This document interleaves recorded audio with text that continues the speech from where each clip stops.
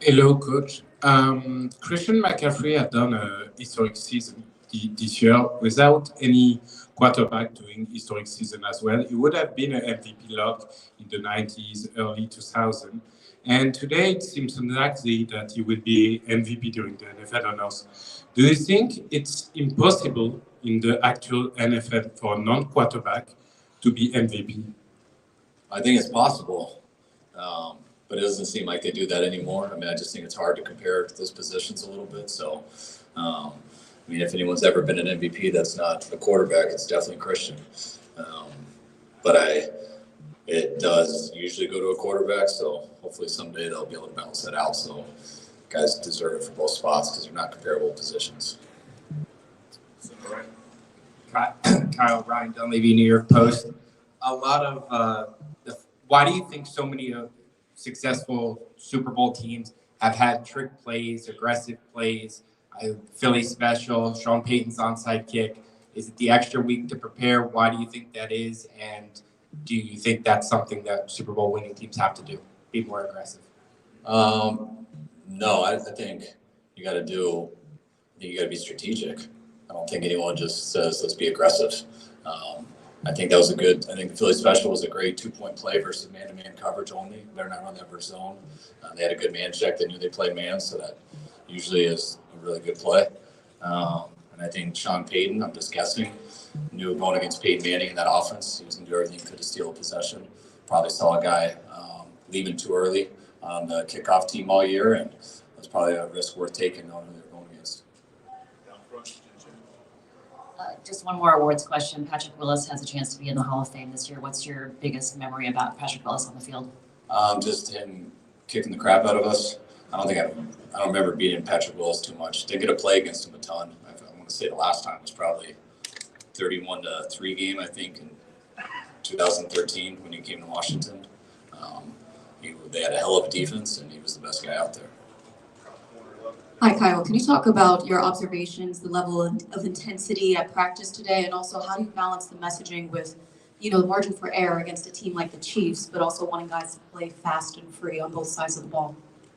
Usually Super Bowl practices are, they're great. Guys got a lot of natural energy. They're all really excited for the moment on Sunday, and guys just want every opportunity to go through that, so they're as prepared as well as they can be when you get to Sunday. Anytime you get into the playoffs, let alone the Super Bowl, practices, meetings, everything, everyone's just a lot more alert.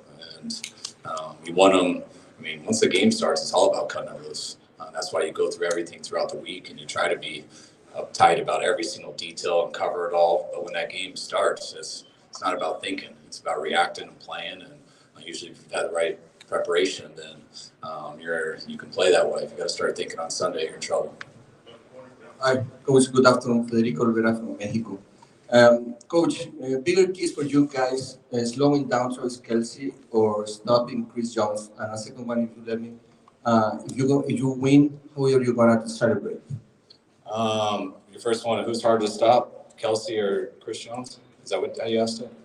Yeah, slowing down Travis Kelce or stopping Chris Jones? Bigger keys? You got to do both. I can't put one in front of the other because they're on separate sides of the ball, and they're the two biggest challenges on each side. I mean, that's what's so different about football. It's not basketball where you're playing back and forth. It's one offense versus other defense and vice versa. So it's two separate games going out there, and it's how everything ties together. That's why quarterbacks are never playing against each other. Chris Jones is the toughest guy to deal with on their defense, and after Pat, Travis is one of the toughest players to deal with in this league. So they're both two huge challenges. Haven't thought about that yet, but I'll do it for a while. It won't just be one night. Kyle, in this day and age where there's a lot of data analytics and film study, how much do you allow your gut to take over and make a call for you? Film study analytics, that's what affects your gut. Your gut, not just gambling on roulette or anything. It's you study, you prepare, you do that a lot of ways. You know your own team, you know the tendencies of what you're going against from watching film, from watching techniques. You get tons of analytics reports that sometimes can really help. Sometimes they're skewed. You got to look at all that and match it with what you see. And that's what affects your gut. Your gut isn't just, hey, I got a good gut. It's you've worked at it all week, and which allows you to anticipate and do stuff because every decision is based off of that. There's not, until we get robots doing this, there's not just, hey, this equals this and you go to this. It's all about that one play, and there's different variations, and it's only about that one play. Kyle, Jim Alexander with Real Talker. Media's quick to make narratives sometimes about careers, and there might be one, if you don't win this game, that you can win the big one. How are you prepared to deal with that if that would be the case, that might be the narrative coming out of this game if you guys don't win? I deal with it the same way if we win. I celebrate with our team, I celebrate with my families, and I move on with the rest of my life, which is being a father, son, and coaching and working and doing all that. I mean, narrative, good or bad, is just a narrative. And that's my biggest thing with everything. Like when you go into these games, what makes you prepare? I just don't want regrets. I want to do everything that makes sense to myself, that makes sense for our team. And when you do that, that's what I have found. No matter how hard something is or good something is, you always keep perspective of what it really is. If you want your perspective to be someone else's narrative, good luck being happy in life or successful. Hey, Kyle, I have a pretty important question. Always. Yeah, absolutely. Can you discuss the smoke alarm? How it affected you? Were you able to get back to sleep? How will it affect you on Sunday? We were already up, so I didn't get any of the coaches, and we're in the basement, so we didn't actually hear it. But by the time I saw the players at 7 and asked them how their night was, they all were complaining about the fire alarm and all having to go outside and everything. So I didn't realize how big of a deal it was until I met them and they showed me the video. So I think it was a pain for them. Just no one wants to get up at 6 and have to go outside, and we don't have meetings till 8, but it is what it is. Hey Kyle, how do you reconcile the fact that everything you do throughout the season and even through the off season, how do you kind of sit with the fact that it all boils down to this one moment, these 3 hours on Sunday? I think that's how it boils down to it for everybody. I think if I look at my whole NFL career, like I feel like the only time that you ever end the season satisfied without a Super Bowl is maybe people's first year as the head coach. If you exceed expectations, if you do that more than people think and you're just short of the playoffs, it's like the only time that you haven't made the playoffs and you're not just feeling like you completely failed. After that, if you don't make the playoffs in this league, like no one's happy. If you make the playoffs and you lose your last game in the playoffs, no one's happy. When you get to the Super Bowl, if you lose the Super Bowl, you're not happy. I got told this a long time ago. There's usually only one team that's happy at the end of the year. And so whether it comes down to the Super Bowl, it's a playoff game, it's all the same. Like we're going for the big one. Yeah, it hurts when you get that close to it because it is so hard to get there. But I mean, there's lots of big games in this league. I'm very fortunate our team's been able to get here twice. Last one was a tough one. I felt we had every opportunity to win that, but they made those plays that we didn't at the end. And I think it's going to be a real tight game this week. We got two really good teams, and we'll see how it unfolds, but I like our chances. Coach, Alvaro Martin of Ritmo. Yesterday, Troy Vincent at an Amazon presentation talked about the impact of AI and data on head coaching. He said some of the younger coaches would love to have that as help because they're not as experienced. The older coaches don't want that anywhere near the younger coaches because it made even the field. You've been a young coach, you're not a young coach anymore. Do you ever foresee having a booth next to you so you can consult very quickly? Or at this point, what you know is good enough and the machine won't help you? No, I mean, what anybody knows isn't good enough. Everything evolves every day. So I don't care if you're young or old or it's this week or next week. Like if you stop learning, it's not for long. So, I mean, that's pretty broad on what AI does and everything, but if it can help, I mean, we'll use anything that helps. But again, football, like percentages and everything can help people have a clue what happens over a long period of time. That's why I was related to blackjack. If you follow the rules exactly, you should win 51% of the time. If no one sits next to you who doesn't know the rules. But football's not that way. You don't get to run that 3rd and 1 100 times and end up, if you do it the exact way, someone next to you, you'll be 51%. So, I mean, sometimes you get a lot of numbers, but people don't realize, they're a good run team. Well, that was pretty bad. Did you see that one guy bust and let's get that 70-yarder all of a sudden? But everyone else is going to talk to you about how they're a real good run team. So like all that stuff, and sometimes it's really good. That's why you got to take it all in. But don't just read a sheet and think it's the cliff notes and it'll help you pass the test. You better go verify it in a lot of different ways because it's one decision. All the way to the back on the right side. Kyle, what do you remember about what your dad told you after the last Super Bowl, and then what kind of conversations have you had leading up to this one? I mean, last Super Bowl, he said he was proud of me, heard from me. Those are tough. That's what happens right away, like probably any dad would do. As it goes by, I can talk more football with my dad than most people can. But not much different than any other game. So nothing magical to get you guys. Kyle, would you agree that maybe you guys haven't played your A game yet in the 2 playoff games? And how have you gone about challenging your team and preparing them so that this game is a more complete game from start to finish? I mean, I don't think we've necessarily played our A game all year. I mean, I think just in all 3 phases, I thought probably in all 3 phases, it was maybe Dallas. We got there, I think, in the second half of the Philly game. Didn't start out that way.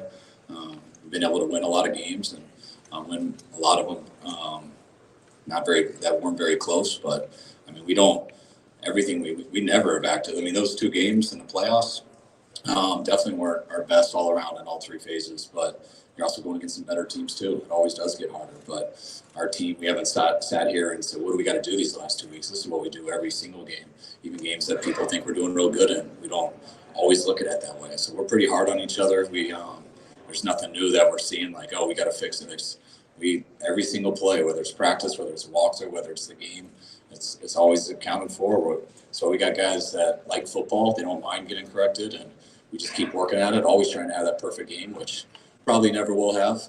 But hopefully we can have as good of a one this week, and that'd be our last one of the year. You're right, last one. Kyle, when you first took over as the head coach of the Niners, your offense was known for a lot of under center play action. That was kind of the new big thing.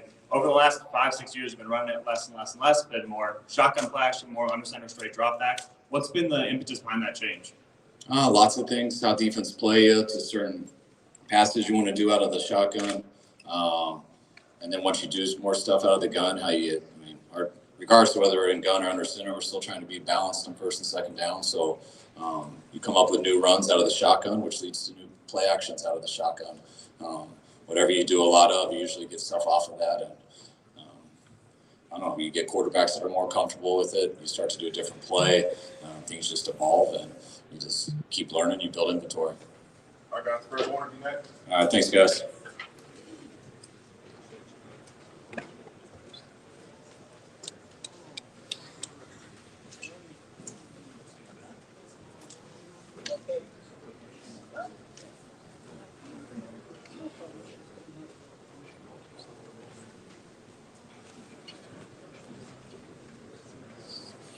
Questions for Trevor?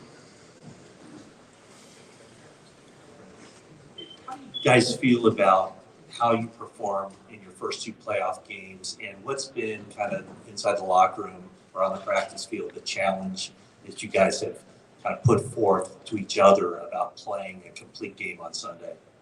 Yeah, it was always bittersweet for both those games, because obviously you're so happy and excited that you won the game and you're able to advance and doing the things necessary to win the game, but also knowing that that's not our standard, for defensive play that ever since I've been here, and so that's something that's been a point of emphasis. I think we obviously have to play our best game going into this game to have a chance to win it all, and we've been trying to shore things up and making sure we're preparing as hard as we can.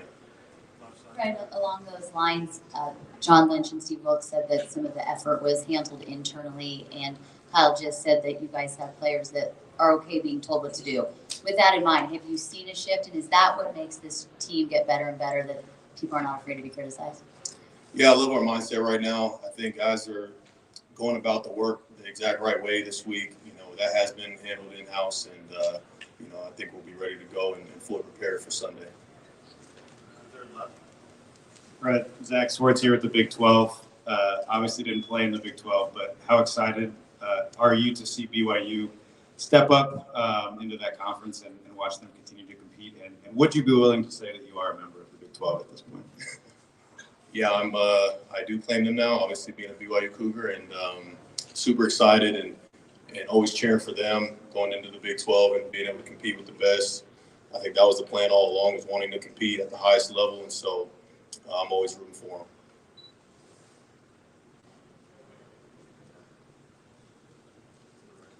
Hi, Fred. You're right. We did get an announcement about a game in Madrid coming up. Is that something you'd like to be a part of as a player? And international expansion of the NFL, the Eagles were recently announced as a designated team for the game in Sao Paulo. Yeah, I think that'd be awesome. Anytime we get to play international, I think playing last year in Mexico was a super awesome experience to be a part of. Playing in Madrid would be awesome. And just anytime we can continue to expand the fan base outside of the U.S., it's always a great deal. Hi, Fred. Good afternoon, Federico Vera from Mexico. Thank you. What's Mike Shanahan leadership style like, and how does he motivate you guys, mainly the ones who played 4 years ago against the Chiefs in the Super Bowl? Yeah, Coach Kyle, he's a great head coach. Obviously, the best that I've been around, the only NFL head coach I've been around, but he's been awesome. And the way that he coaches is just super honest and, just knows how to completely paint the picture through the tape. It's not just saying words, that he shows you exactly what it's supposed to look like, what it's not supposed to look like. And he's just such a brilliant mind to be able to teach football offensively, defensively, and special teams to allow us to be well prepared for each and every game. Congratulations. Thank you. I wanted to ask that you've been around a lot. You've been there, done that. In a game like this where there's so many different variables, this week, the Super Bowl halftime show being longer, how can you, having been there, done that yourself, impact the rest of the locker room who might not have been there and done that before? Yeah, I was blessed the first time around back in 2019, 2020 Super Bowl to be around a lot of really great veterans, a lot of really great leaders, Richard Sherman, Joe Staley, guys that have been there and done it. And it kind of, hearing from them how the game was and the week leading up to it, had me fully prepared as just a young second-year player. I feel like I was fully prepared for the moment. And this time around, being able to be that veteran now, having gone through it, and knowing that, what it's going to take, because I've been on the other side of it where we were sad at the end of it. Now I want to be on the right side of things. So just reiterating the guys to stay focused. Obviously, all this stuff is cool and all, but, we still got to play football at the end of the day on Sunday. And obviously, you have your own defensive rules that dictate coverages, but when you're dropping back into coverage in the middle of the field and it's Patrick Mahomes, how much does he change the calculus in terms of how deep you drop, how tight you squeeze those windows, and everything he can do with the ball?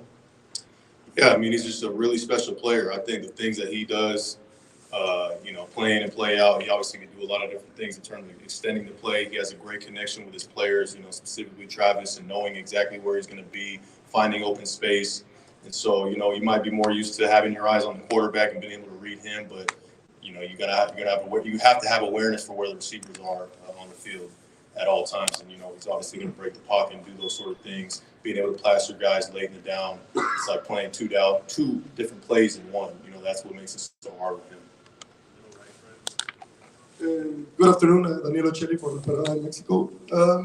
You've played long enough in the NFL to sense and feel when a momentum shift is coming. It happened a couple of times for you guys positively on playoffs. How does Coach Shanahan deal with it when it's coming your way, when it's happening your way? And how does he deal with it when he senses it going the other way?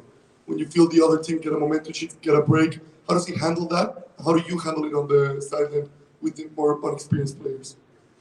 Yeah, I think momentum is real. It's a real thing. I don't think it's all on one person at all. Coach Shanahan, he has a job to do out there just as every single other person out there has to do. I think for me, just continuing to keep the guys' head, keep the head straight on during the game, regardless of what's going on. You got to worry about the next play. You can't think about what's happened in the past in the game. The only thing that you can affect is whatever that next play going forward. We have a next play, best play mentality, regardless of where we're at in the game. I think when we do that, we have the best results possible. Hi, Fred. American Football Community Belgium. You haven't missed a game in your career, they say that the best ability is availability. How does that contribute to your success as a player and a leader of the defense?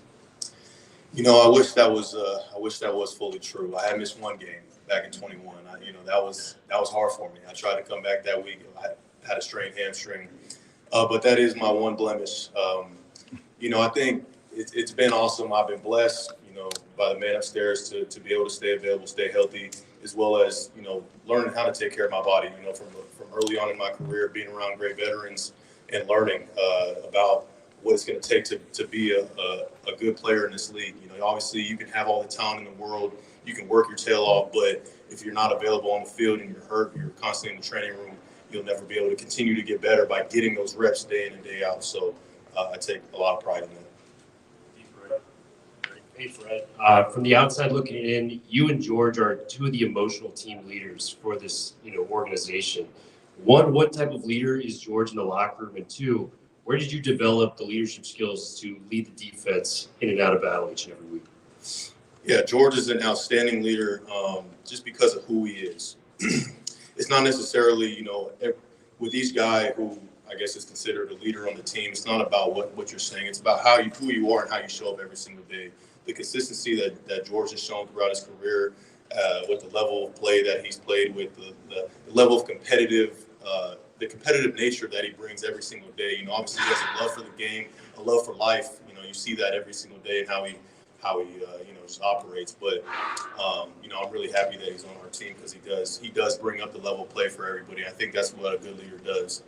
For me, I've learned from a lot of great leaders, just like I mentioned before, with guys that I've been around, and I just try to do exactly what I just said: is be consistent day in and day out. I want my work to speak for itself, not just my words. I want people to lead by example. Hi, Fred. Ricardo Lopez from Mundo NFL. What's the key or the secret to stop an extremely creative play caller as Andy Reid? Yeah, I guess that's what we're trying to figure out right now, all the way up to Sunday. We're trying to figure out the answers to that question. And I can speak to Coach Reid, a fellow BYU Cougar. He's been obviously really great in this league for a long time. Creates such unique plays, with his players that he has on his team. And so there's going to be times in the game where we see looks that we haven't seen before, and we just got to play throughout the down. But yeah, we're still working all the way up to Sunday to figure that out. Hi, Fred. What are some characteristics that Brock Purdy has that you think the whole team benefits from? There's too many to choose from, honestly. I think the thing that stands out the most about Brock, for us as his teammates is, just the pure humility that he plays with, that he comes to work with every single day. He doesn't let the outside noise affect him at all. Like, it affects me more than it affects him. Like, seeing things that people say about him, but he's just made of the right stuff. He's focused on the things that are going to allow him to continue to get better in this league. To say that what he's doing right now, in his second year as the last pick of the draft last year is, you can't say enough about it. It's amazing. I'm so happy for him. I'm so happy he's on our team, and he's the reason why we have a chance to win a Super Bowl. Hey, Fred.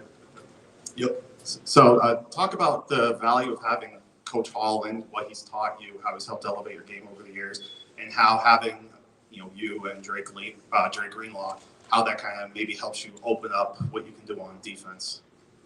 Yeah, I'm so grateful for Johnny Holland as my linebacker coach. I can't say enough about what he's meant to me and what he's meant to our group, our linebacking group. What he goes through day in and day out, you never know that anything was wrong. Obviously, he has his battle with cancer right now, and you would never know it because of the positivity and the energy that he brings day in and day out. And he's been such a pivotal piece in my development as a player from the moment I got here, because he just showed a lot of confidence in me from being a young pup and to being where I'm at now. His thing is about instilling confidence in his players, because he sees what confidence can do for bringing a good player and making them great. So he's helped me to achieve the things that I've achieved up to this point. And I think you mentioned something about Dre Greenlaw, and Dre. Again, I can't speak enough about how important Dre is. Like, I'm not the player I am without having Dre Greenlaw next to me. He doesn't get the respect or, you know, any of the admiration that he deserves. But he doesn't care. All he cares about is playing football, going out there and hitting people, you know, and towing the line. But, you know, I love that about him, and I love having that out there on the field with me. He makes our defense way better than when he's not out there. You know what I'm saying? So really grateful to have him out there. All right. Thank you, guys. Thanks, guys.